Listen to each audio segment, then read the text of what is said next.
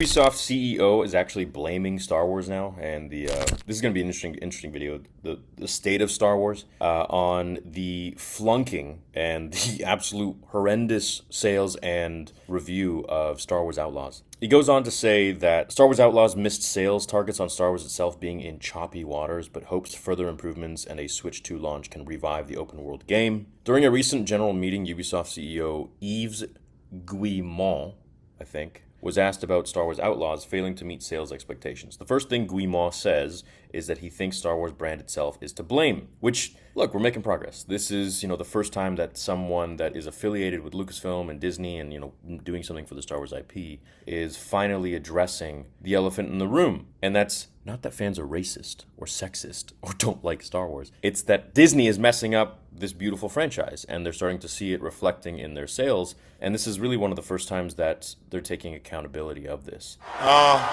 It's about damn time.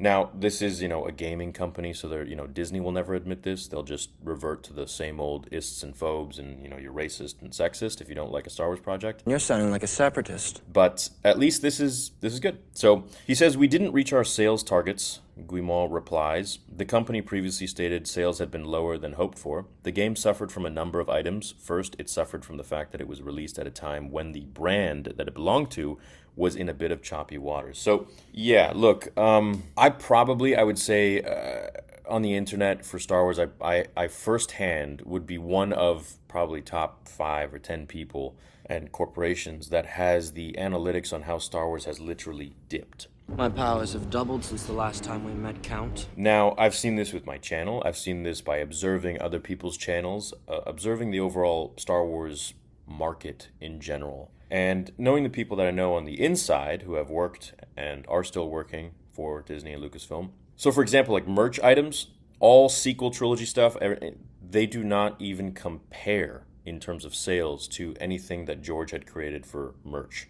Right? Everyone is buying episodes 1 to 6 or Clone Wars, t-shirts, hats, whatever. But anything that's sequel trilogy does not even pale in comparison to what those sales are, which is unfortunate.